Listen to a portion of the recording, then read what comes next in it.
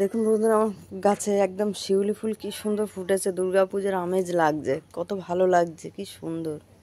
আমার নিজের বাড়িতে একদম গেটের মুখে খুব সুন্দর, একদম ভর্তি হয়ে গেছে ফুলে। ঝুড়িতে সব অল্প কুড়িয়েছে আর এই যে কুড়াতে শুরু করেছে।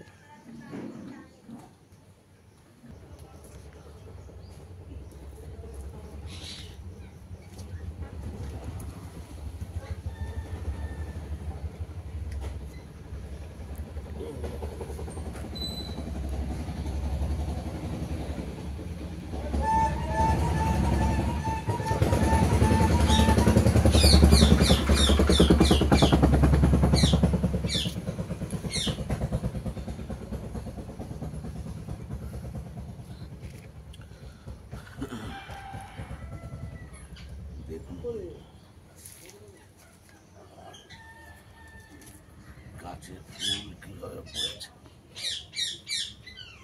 আমেজ লাগছে। এই দেখুন দোতলায় পড়ে রয়েছে আমার ফুল।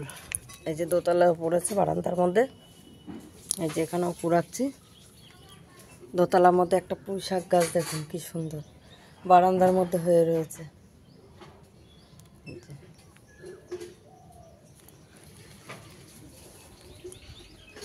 কত সুন্দর।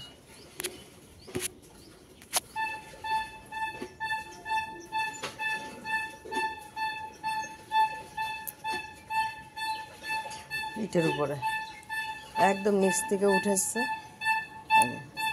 ওই দেখুন উপরে যে পুঁই শাক গাছটাকে আর শিউলি গাছ, এই যে শিউলি গাছটা কত বড়, দোতলা তিনতলার সমান হয়ে গেছে। দেখুন পুরি ভর্তি, প্রতিদিন এরকম ফুল, এর থেকে বেশি হবে এখন। প্রতিদিন এই ফুলটা তুলব।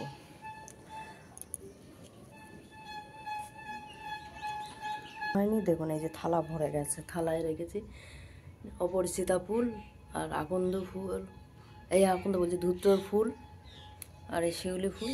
যে এখন মাদের আর মা বাবাদের সাজালে কত সুন্দর লাগবে, এত সুন্দর লাগবে দেখতে। দেখুন মাকেও যদি সাজিয়ে দিই তো একদম দুর্দান্ত লাগবে মাকে, এত ভালো লাগবে মাকে।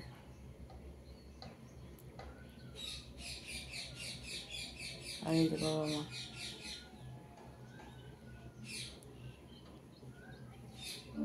আর এই গোপালদের যদি সাজিয়ে দেওয়া হয় এদেরকে কি চমৎকার লাগবে দেখতে। বসে আছে দুজন,